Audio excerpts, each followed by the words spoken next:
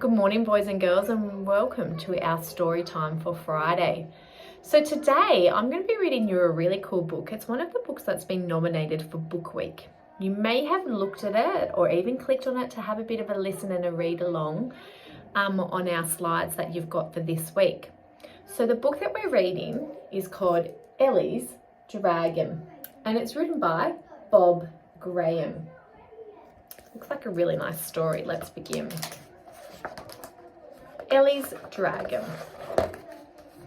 When Ellie was quite young, she found a newborn dragon. With its eyes not yet open, it crawled across an egg box. It was pale and luminous with shifting rainbow colours like oil on water. Its little claws tickled in the palm of her hand. It was quite the sweetest thing she had ever seen.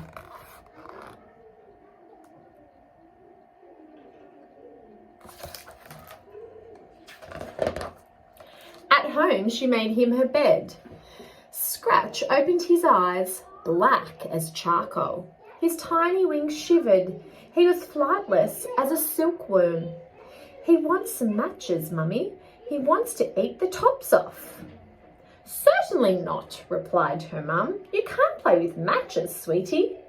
Her mum saw nothing but an empty matchbox and cotton wool. Her mum didn't notice Scratch the dragon. For a time, Scratch lived on the first floor of Ellie's dollhouse. She trained him to use the box of dragon litter. Ellie fed her beast nasturtiums, chilies and burnt toast with barbecue coals for mains. Ooh, interesting things to eat.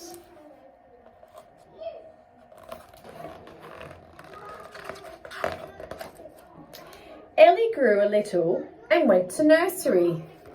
Can you spot Ellie with Scratch the dragon?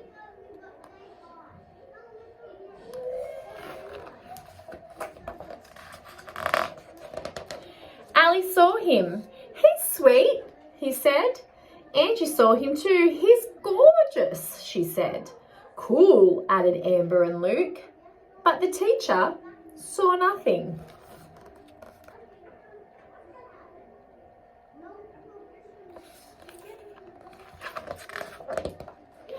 Ellie grew some more. She turned 5 and she started school.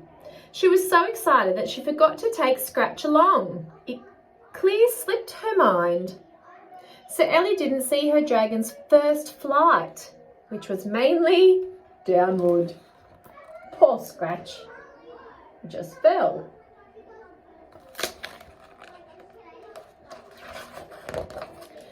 Ellie had her 8th birthday. Ellie, Angie and Luke were there. While the candles were still smoking, Scratch ate them. And the same night, when we were all asleep,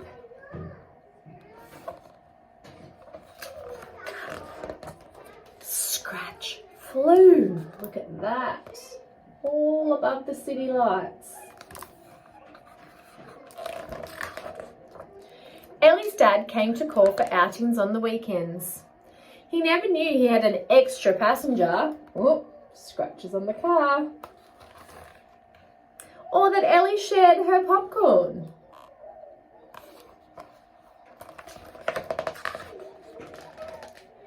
Two years later, on Ellie's 10th birthday, Angie, Luke and Ellie came over for a sleepover.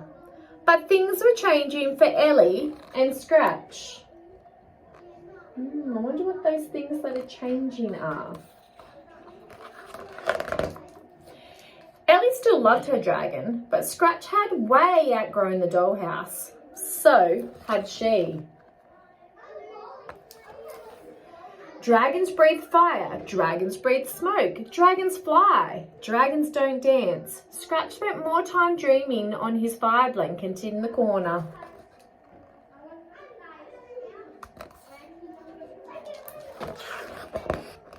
Then Ellie was 11 and Scratch began to fade. With the boom, boom, boom of the disco poppy girls in her ears, Ellie could no longer hear the slow pump of air under Scratch's wings. A bit faded in that picture. The year after, Ellie could see right through him. On her 13th birthday, Scratch's breath barely melted the icing on the cake. He didn't even eat the candles.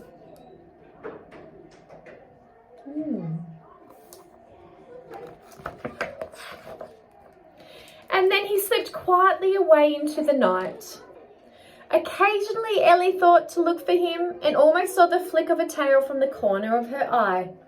She thought she smelt smoke or heard a low fiery furnace over the fence. Ellie's much older now. But Scratch had not gone. Little Sam found him wandering down the high street, a fully grown, house-trained, affectionate dragon just looking for a new home.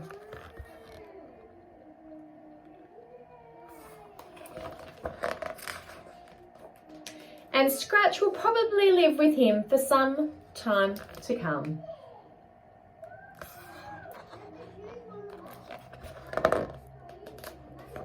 Oh, and that's the end of our story. What a lovely story. I wonder if you could tell what happened in that story with Ellie and Scratch. Did Scratch really disappear as Ellie got older and older? Or did Scratch go to a new little family that maybe needed him and needed a friend?